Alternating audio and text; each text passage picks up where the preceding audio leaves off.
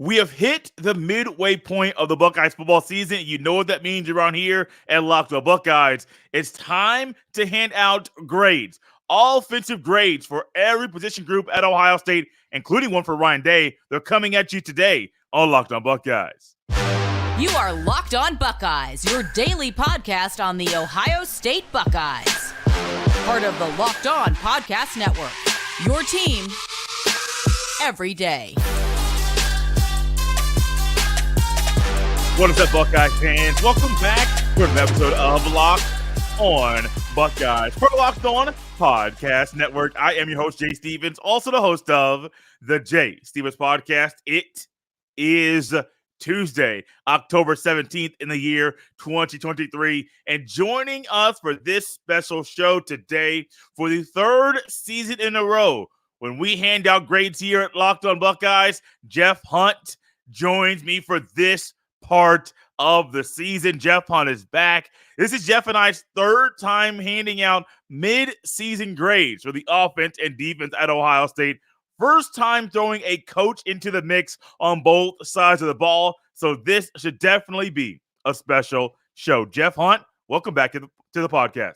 Oh, glad to be back, man. I love doing this. And when I got the text the other day, and I'm like, I'm ready, because us Buckeye fans, we always have a grade card in our head of what's going on anyway. So I appreciate you and the Locked On Network giving me a chance to share it with everybody and get some of all this film I've been watching this year, just devouring film every day to let some of it out, right or wrong. This year has been odd, specifically for the offense, because offense is today, defense is coming at you tomorrow. For the offense at Ohio State, Jeff, I told you, and I went through my grades for the offense. This is the lowest overall grade for the unit, for the side of the ball, that I've ever given. It's really shocking, really odd. I'm not going to put it on an inexperienced quarterback or an inexperienced offensive line. I just thought we would get better play from this side of the ball through the first six games of the season. Yeah. It started off rough, of course, and I kind of agree. But what's really kind of turned my head is really digging into the, I've paid more attention to stats this year than I have just like the feel of watching the game passionately, trying to like remove myself from it a little bit. And like I said before, I'm a little more optimistic. Like it's just a more lethargic,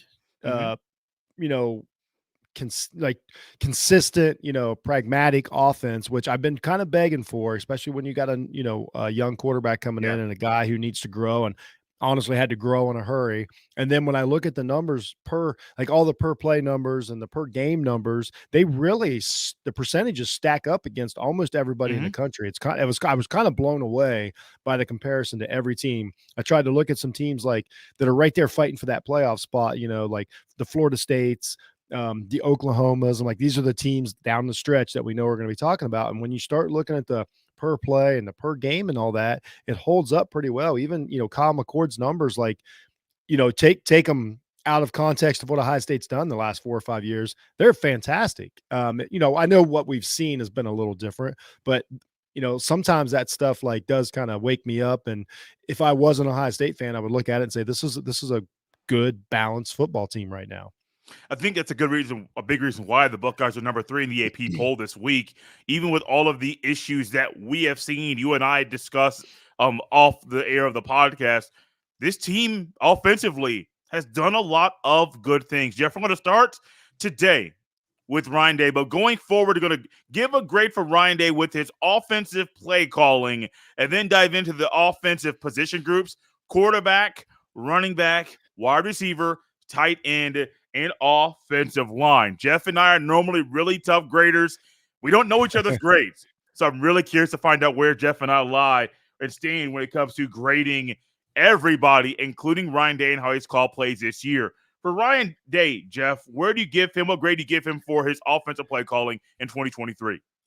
Offensive play calling alone, I'll go with a B-. And that is based on the fact that I thought early in the year, he really kind of either overthought it or underthought it in the red zone. It seemed the short yardage stuff seemed to kind of befuddle him a little bit. My biggest thing was when I've been paying a lot of attention to the offensive line this year, the first couple weeks of the season especially, offensive line was pretty boring. Not doing a lot of misdirection, not trying to drag linebackers out of the box, kind of just like straight up, and then, use your great wide receivers, which again, it's effective. But my biggest problem with Ryan Day's play calling is like it feels predictable to the other team. Like if I know what's going on and what's coming, it seems like they either, do the kind of the same run play time after time, which is a lot of complaints we have, or they drop back and make a wall and throw the ball. There doesn't seem to be they don't seem to make the other defense think a lot. I will give them the benefit of the doubt that I know that that's in fact something you do too when you have your bigger games coming up later in the year. But grading on what we've seen now, I think the balance was a little off. I thought he's had a couple of pretty good games, and I thought he's had some fantastic play calls when I went back and watched. But just as a whole, I think B- is about as good as we can see right now. But I'm hoping a lot of that's on purpose. I'm going with a B, and I wanted to go harsher, wanted to go C+, or maybe even B-. But I also realized that some of the issues that we have seen with the Buckeyes offense, with the plays they're running, they're not Ryan Day's fault. People will harp on, and Jeff and I will touch on this, the issues running the ball. That's not all on Ryan Day. Sometimes he's trying to figure out can I run a gap scheme with this group of 5 offensive linemen, or can I run a zone scheme? Can I roll Kyle out to the right or to the left, or can I run this play action play? He's trying to figure all this stuff out in real live game action. College football, there is no preseason. You roll right into week number 1 before you play. It's the first time you play a different opponent. And so when Day was in the NFL, he had a fill-out period and filling things out with the players on the offensive side of the ball that he was coaching. It's not like that in college. So I'm giving you the benefit of the doubt because early in the season, you want to figure out, hey, can Simmons do this? Can Hinsman do this? Can Donovan Jackson and Simmons work together to accomplish his goal? Sometimes they can, sometimes they can't. I do think over the past few weeks, you've seen a different version of Ryan Day, especially last week, in calling plays that work with that unit. So, Jeff, I wanted to go harsher, but I'm giving him a B because I realized when I saw him on the sidelines get really animated and upset with some of the things McCord and the offense is doing, it gave me comfort in Day saying it's not all Day. A lot of what we're seeing, some of the issues, and the Buckeyes offense has done some really good things as well. Don't get me wrong. A lot of the issues are on sometimes the personnel and experience, not on Ryan Day and the plays he's calling. Yeah, that's well said, Jay. I can't. We're on the same page here, and you agree with everything that my eyes told me. Watching the film throughout the year. We got Ryan Day done. Grades for Ryan Day. Jeff a B-, myself a B. Where do we stand on where we grade the quarterback performances, running backs, wide receivers, tight ends, and O-line for the Buckeyes? That's coming at you next on Locked On Buckeyes. This episode is brought to you by our friends at LinkedIn Jobs. These days, every new potential hire can feel like a high-stakes wager for your small business. You want to be 100% certain that you have access to the best qualified candidates available. That's why you have to check out LinkedIn Jobs. LinkedIn Jobs helps find the right people for your team faster and for free. It's free and easy to create a job post at LinkedIn Jobs. Once you create your job post, add your job in the purple hashtag hiring frame to your LinkedIn profile to spread the word that you're hiring. Simple tools like screening questions make it easy to focus on candidates with just the right skills and experience so you can quickly prioritize who you'd like to interview and hire. LinkedIn Jobs helps you find the qualified candidates you want to talk to faster. Post your job for free at linkedin.com/lockedoncollege. That's linkedin.com/lockedoncollege to post your job for free. Terms and conditions apply. This episode is brought to you by our friends at Billiards Plus. Billiards Plus has the best selection of pool tables, game tables, shuffleboard tables, and more, and the best service in Central Ohio. And did you know Billiards Plus has top-of-the-line grills with up to 30-year warranties? That's longer than most roofs. Billiards Plus carries the best pool tables from Brunswick, Alhasset, Canada, Billiards, and more. Plus, top-of-the-line grills from PK, Napoleon, Memphis, and Le Griddle. That could very well be the last grill you own. The perfect gift for any occasion is in stock at Billiards Plus. Go big with an awesome pool table or shuffleboard table, or a little more modest with a dartboard or poker table. No matter the season, Billiards Plus has you covered for all your indoor and outdoor entertainment needs. And the people at Billiards Plus are the best part of the experience. Kenny, Sarah, and the whole staff will take amazing care of you. Billiards Plus, visit their showroom on Dublin Center Drive in Dublin. Thank you for tuning in to Locked on Buckeyes. Thank you for making this show your first listen or first watch of every single day. So one thing that we do here when it comes to position grades, all season, there have been two quarterbacks that have played. Kyle McCord, Devin Brown. They're both grouped in to the grade for that position group. Running back, there have been a total of 5, primarily 3, but all 5 guys. I might exclude Evan Pryor because he really hasn't played much. But all 5 guys are viewed into grading the position group. So it's not just the starters at wide receiver. There have probably been 8 to 10 receivers that have played this year. All of them are wrapped into getting a grade this year for that position group. So, Jeff, you went first like always. You're going to go first once again. Actually, no, I'll go first this time. Normally you go first. For the quarterbacks, Jeff, I got to go B. And I wanted to go A-. I wanted to go B-. I always want to be positive. I always want to go a little bit negative.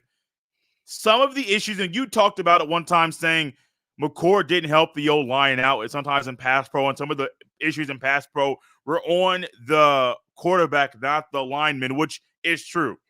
But for Ryan Day to have a quarterback competition, and for it to be the first time in Ryan Day's tenure at Ohio State that Ohio State's having a true initiation process of a new quarterback in college football, they haven't played horrible all year. They've been pretty much where you want them to most of the time. Sometimes things have not been okay. Sometimes things have been better than advertised. Devin Brown threw a couple passing touchdowns, one to Carnell Tate, one to Brandon Ennis. And so he's done some good things as well. Got to knock him for the fumble at the goal line last week. But the red zone package that he came in for worked. Like, you take the fumble away.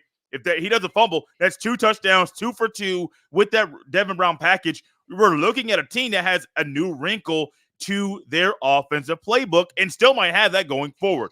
But, Jeff, I got to go with the B. They've been good. The window ball has been really good, but sometimes they have gotten in their own way in regards to how well the offense flows. Where do you stand, Jeff, with the grade for the quarterback so far?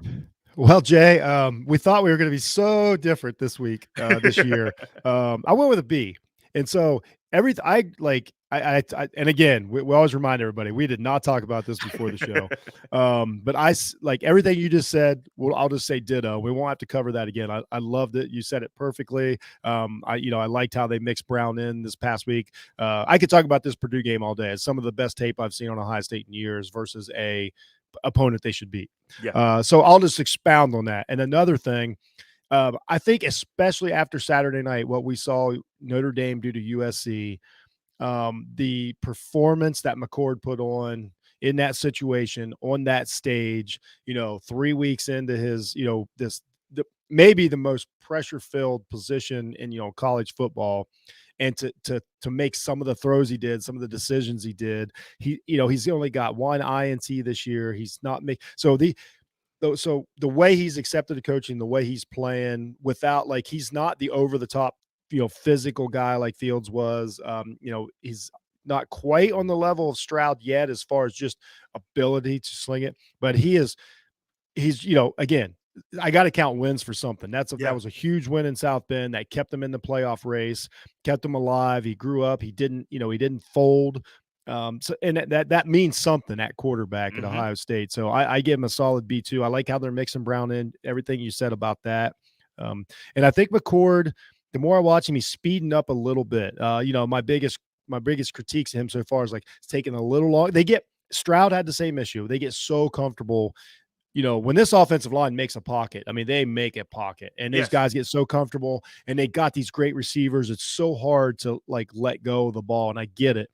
He's speeding it up a little bit. He's starting to run plays a little better. Some of the stuff there, now that they're finally moving people around and doing some fun stuff with the tight end, he's running the plays really well. So extremely happy with the progress. And again, I think it's a solid B, and I think McCord is – I think he's one of the dudes. I think he can really be one of the real, like, actual deserve to be high-end, high-level starters in college football. Let's keep this train rolling. Not going to add any commentary to that. For the running backs, Jeff, and I'll go first for every group this time. Okay. That'll definitely change in the next show, but I figured I'd go first right now. For the running backs, Jeff, I'm being nice today. I have never been this disappointed in the running backs at Ohio State in my life. And it's not just the issues running the ball. Sometimes I wonder if they know, like, the urgency on a play, the path on a play, where the crease and the hole is going to be on a play. Like, I'm truly in my mind wondering, do you understand? Do you know? If you know, why is it consistently an issue on you hitting the hole? And this is not a Henderson issue. Like, I harp on Henderson's vision, and I know his vision is not the best. This is all the running backs, except for maybe Dalton Hayden. He's only had 11 carries, 76 yards, 1 touchdown, 1 game. So, like, he came in, he did fine. Evan Pryor hasn't really been doing. I think he's only played 2 games this year. So, like, I'm not really going to count him in this either. For the top 3 guys, I am so confused at what we're getting out of them. Now, granted, sometimes they're good in pass pro, so I have to give them credit there. But in the run game specifically, yes, a lot of the issues are on the offensive line. Also, a lot of the issues are on the running back. So I'm going with the C, Jeff. It's really, really embarrassing for me to be a Buckeyes fan and a podcast host and realize this might be the worst play from Ohio State's running backs since past 20 years? Do 6 games? I mean, realistically, think about this, Jeff. We thought 2020 was bad. This is worse than that. Until Trey Sermon popped off and went off at the end of the season, I don't think that beginning of the season was worse than what we've gotten from these running backs this year. I'm confused, man. I'm really confused. Surprise, surprise. I went with a C. Guys, this never happens. This never happens at all. And I told you I was going to be more off, but they don't hit the hole solid. Everything's getting blamed on the offensive line. Just please go watch, people. It's not as clear cut as that. I'm not exactly sure. Like, sometimes it feels like they run to contact, but they don't run through contact. Except for some of the stuff that Trainham did, like, some of the early parts of the season where he just was running angry. There's just not a fierceness there. I'm not exactly sure where the breakdown is. It obviously happens, Monday through Friday. Like, I don't know what the issue is. There's no way that all these guys aren't talented enough. They sure are. Hayden is a true running back. Like, I do like what he does. And I think he's a guy that probably, if you just really just rode with him for like 6 games, he probably will become one of the best in the country. That's not what Ohio State does, but that's not what they're made to do. You're supposed to come in, you're supposed to break 60-yard runs. And, it is kind of baffling. You got this much talent for this, little production, the averages and stuff just aren't there. Maybe it started coming around. I do give credit now that the offensive line has started to ramp things up a little bit, that there might be some different stuff. And you might start dragging, the Maryland game, especially. They were basically telling the linebackers where they were running, and that's not the running back's fault there. Now that I put on Ryan Day and the offensive line and the scheme. So maybe this is going to be to where, when I watch that Purdue game, I'm like, okay, now we're pulling tackle and guard. Now we're getting people moving around. Now we're going to find some gaps. So it's going to get better. Midseason report, I agree with a C. It's been the most disappointing part of the game so far, but it's another one to where I think it can get better quickly with the talent that they have, assuming we can get these guys on the field. Wide receiver, tight end, and offensive line are next. Trust me. One of the 3 is going to be positive, primarily positive. One of them might not. I'm not sure where we're going to stand with the third group in my head. It's coming at you next on Locked On Buckeyes. This episode is brought to you by PrizePicks. PrizePicks is the largest independently owned daily fantasy sports platform in North America. They are the easiest and most exciting way to play daily fantasy sports. It's just you against the numbers. Instead of battling thousands of other players, including pros and sharks, you pick more than or less than on 2 to 6 player stat projections and watch the winnings roll in PrizePicks. It's really simple to play. I can make my picks and submit my entry in less than 60 seconds. Quick withdrawals, easy gameplay, and an enormous selection of players and stat types are what makes PrizePicks the #1 daily fantasy sports app. Go to prizepicks.com/LockedOnCollege and use code LockedOnCollege for a first deposit match up to $100. Once again, go to prizepicks.com/LockedOnCollege and use code LockedOnCollege for a first deposit match up to $100. PrizePicks, daily fantasy sports made easy. Thank you for making Locked On Buckeyes your first listen or first watch of every single day. Make sure you come back for tomorrow's show. Jeff Hunt will be back with us again for our defensive grades for every position group at Ohio State, including a grade for Jim Knowles. Year 2 has been a lot better for him than it was in year 1. We'll hand out grades for that side of the ball coming at you tomorrow. Jeff, when it comes to the wide receivers at Ohio State, this past Saturday, if it was just one game where we got to grade them, my grade would be a whole lot lower. I'm just being honest with you. Drop of the first play of the game. Now, granted, the drop is one thing. The conditions sucked. I was at the game. My wife was there with me. The conditions were horrible. Before the game, I looked at my wife. I'm going to get to my grade for the receivers in a minute. I looked at my wife and I said, the flags on the sideline behind Ohio State were barely moving.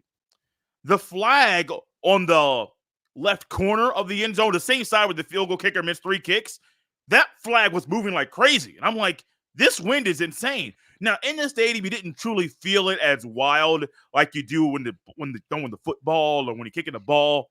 But the wind was not good. You're playing on grass, which I love games played on grass. But it was windy, it was rainy, it was cold. A lot of conditions that as a receiver you don't like, and as a football player, you might not like those either. So the conditions weren't good, but I think there were 5 technical drops in that game over the weekend, 3 by Harrison Jr., 1 by Xavier Johnson, 1 by Julian Fleming. It was just really odd when it comes to the conditions, but that drop was inexcusable. Like, there's no excuse for that when it hits both paws, supposed to catch it. If there was one game, my grade would be really, really low, Jeff. Before the season, I got to give them an A-. They've really impressed me in how well they run block this year. Not overall over the top, but Harrison Jr., Abuka, Fleming, all 3 of your starting receivers, and even the backups, they showed you, hey, we're not just here to catch balls and run into the end zone to score. We're also here to block for our running backs so our offense can move. It's not all about me. It's about the team, so our offense can move down the field. So for this group, Jeff, I got to give them an A-. Where you at? I went with an A. Okay. And a few things like, again, I agree with what you said. The conditions were horrible, and that's not an excuse, but that's a reason. But also I recognize that, like, you can only do so much with wide receiver. The talent's been there. What they did in the Notre Dame game, the big catches, Harrison, really kind of kickstarting the Maryland game, like all these little things, like those guys have pretty much showed up, and they do stuff that, like, we're grading them against themselves. Like, they're so good, especially compared to a lot of other teams in the country. And then I was right around an A- like you are, just because of the little things. And, some of that's on the quarterback. And then I watch a play and I'm watching tape, and there's a run play and they break it. And I look over and I believe it was Julian Fleming. I could be wrong. He blocked his guy. he was running as fast as a running back, blocked his guy like 30 yards down the field. And I'm like, that's right. Like, that's the edge that these guys, that's a hallmark of Brian Hartline wide receiving crews, the way they block and the way they sell the play. And, honestly, and what Xavier does when he comes in and bails his team out, with the injuries at running back and all the stuff he can do. Like, we had 2 freshmen score touchdowns in that muddy field the first time. Like, that's or I guess I don't think Tate scored, but he had the big play, right. In his, but anyway, for them to show up, that means, like, that's pretty good coaching. So if you just look at the depth, I gave them a solid A, because they're so talented and they make such big plays. And, I look at a couple plays. I look at the Harrison sideline catch that we're all talking about, and I look at the Egbuka, to the goal line at Notre Dame. And I'm like, that's because you have that talent at wide receiver. Like, they're privileged to be, a team in the country with a staff that good. Dude, it's insane because that 3rd and 19 catch by Ibuka was one thing, but I still will say it. And it goes into the down and distance. It's 4th and 7 to Julian Fleming, who really is not a consistent piece of the passing game at all. But, dude, he caught the ball in front of the sticks, had the presence of mind to run faster and get away from the defender, but also run at an angle, knowing he was going to get hit very quickly to get in front of the sticks when he goes down. That 3rd and 19 to Ibuka was huge.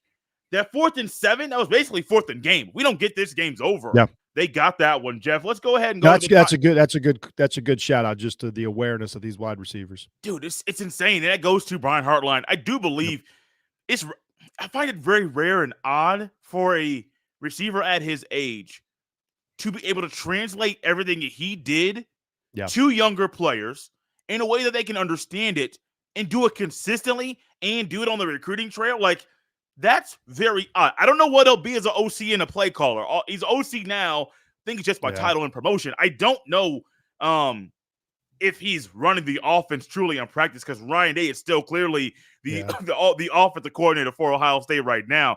But I'm still amazed at what Brian Hartline does. The tight end position, Jeff. So I was thinking about this, and I mentioned this to someone last week. If we attributed and called Mitch Rossi a tight end, the tight ends are great a couple years ago. If we called him a fullback, running backs are phenomenal. This team needs a Mitch Rossi bad. And even if it's a tight end where you can run 2 tight, 12 personnel more consistently, that is what Ryan Day wants. That's in his DNA as a play caller. You can't really do that this year based off the personnel at tight end, which is why Mitch Rossi, if he was a fullback, great. If he was an H-back, great. If he was a tight end, great. Didn't matter. He could run that 2 tight and be very good at it. The lack of 12 personnel with this team, I do think hurts how Ryan Day wants to call things. The tight ends, to me, though, I'll give them a B. Like, they haven't been amazing. I understand that the lack of depth is there. I understand G. Scott Jr. gives you something, but doesn't give you the same things and elements that Stover does in the field. There have been other injuries at that position as well that go into why there haven't been more guys playing and why maybe you thought there may be 12 personnel utilized all the time. No, but I'm being really nice because I think they've just been solid. They're just doing their job, which gets you a B in my book. Jeff, where you at? I'm going to be really nice. This has been one of my favorite groups to watch this year. I gave him an A-. Okay. And I gave him an A- because they just can't reach that next plateau because of, not to be rude, because of talent. Like when I watched the Georgia tight ends and their packages, Ohio State's just a step down. But when I've really dug in, there's a lot of plays that, Stover and Scott are doing a fantastic job on it, but they may not result in them getting the ball or whatever. So then you kind of move on from it. But what I really watch, especially Stover, his technique and stuff, what he's doing. I heard a guy on ESPN the other day said that he's, the outside of Bowers, which everybody admits that's the best tight end in the country. Outside of Bowers, he might be the best tight end in the country. They said that on ESPN. And when I really watch, like, he is really doing a good job with you got to do so many things at tight end to sell a play and to block, but also still to get open. Some of the design plays for him and some of the catches he made. I mean, the Purdue game really put me over the top. Scott and Stover out there together were just devastating the other day. And the only team I've seen that's done that any better this year is Georgia. They, their tight end package, they got a triple tight end package. If anybody wants to go have some fun, go watch Georgia's triple tight end bunch package and just see what they can do out of that. It's scary. But I really like what the tight ends have done. I know that they got a slightly low ceiling, but they seem to be smart, and they figured out G. Scott a spot for him. Yeah. I mean, I always wanted this guy on the field. Hey, I'm going to admit he's probably not going to get 10 touchdown passes, but he is really doing work out there. Yeah. And what's that going to do is going to freeze up the next positions we're going to talk about. It's the offensive line. Then now you can start doing some creative stuff when you got a guy the size of G. Scott that can do some of the movement he can and do some of the tackle stuff. So all in all, very, very pleased with them. They kind of, again, early in the year, Stover was really there to kind of bail his man out, that's what a tight end is supposed to do. So I've loved, and we've been begging for tight end work out of Ohio State. So I'm probably a little, shell shocked at how much we've got out of them this year. So the grade's probably higher. I hope we get to a point to where this is the bottom, of the tight end, and it only gets better from here. But, as of right now, very, very pleased. And, I'll stick with my A-. offensive line. I'm always critical of this unit. Context is everything. Yeah. You got 2 new tackles that are starting consistently. That's huge. You got a new starting center. Huge. Your guards are returning multi-year starters. That's great. But also, you have a new offensive coordinator. And Jeff, I'll talk to you about this later on after the show, go more in depth. But I wonder if this unit would be better overall if Kevin Wilson was still the coach at Ohio State. A listener of the show, and not saying names, asked me about if the Buckeyes will miss Kevin Wilson being the eye in the sky in the press box. I said, I don't know, man. It's to be determined. And I don't know exactly what he did in the Woody Hayes Athletic Center or during games to have enough information to say yes, they do, or no, they don't. But I got to believe, man, even at Indiana, Kevin Wilson had good O-lines. They could pass block, they could run block. Didn't matter if it was a shotgun or under center. They were always good there. And so for this unit, I really wonder how much they miss him, which now he's at Tulsa doing good things over there with that football program. I got to give this unit a C-. They've been a whole lot better, though, Jeff. We understand some of the things they do that knock their grade. Self-imposed penalties, false starts offense, false starts, holdings that are things that you can avoid,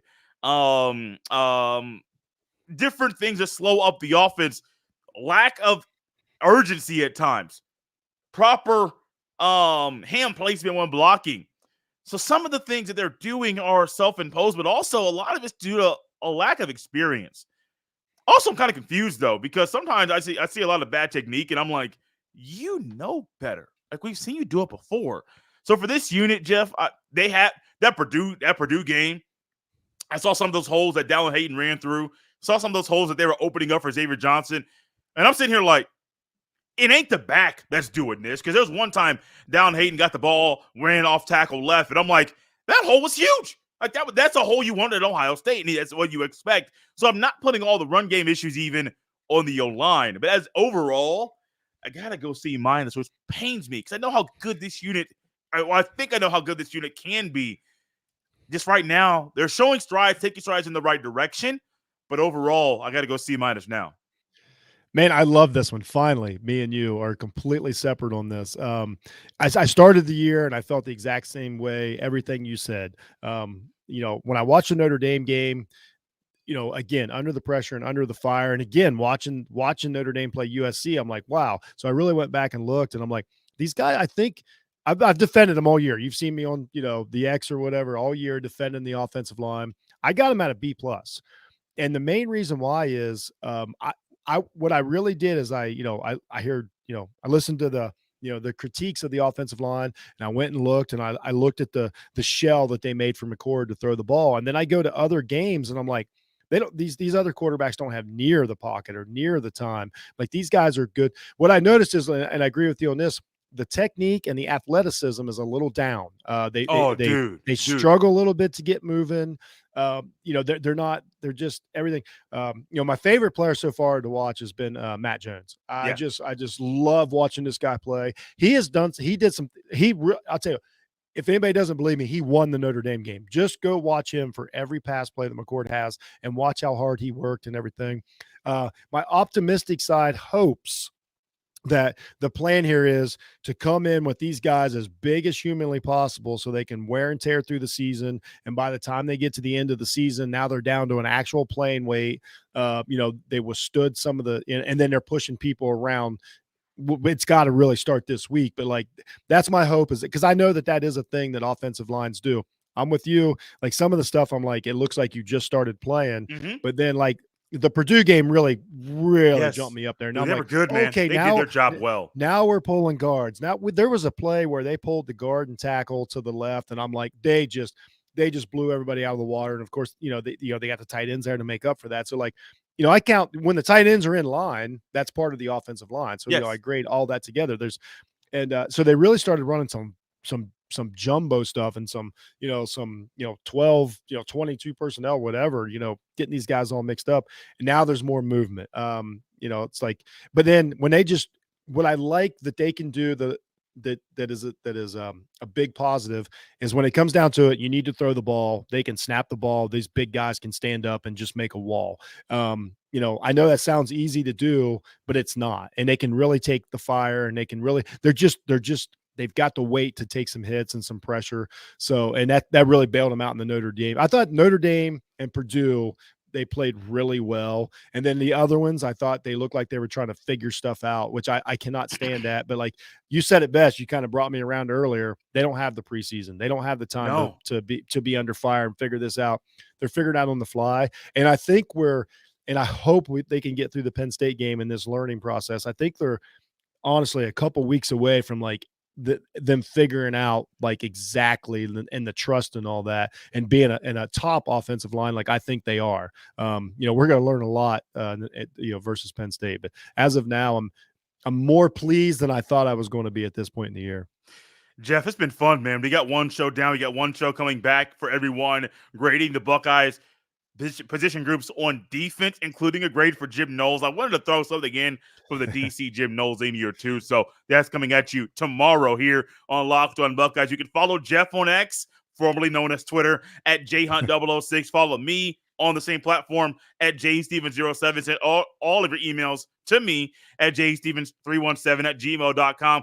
Jeff is not going anywhere. He'll be back with us tomorrow, handing out his grades for every position group on the Ohio State defense. It's coming at you tomorrow. This has been Locked On Buckeyes here on a Tuesday. I'll see you next time.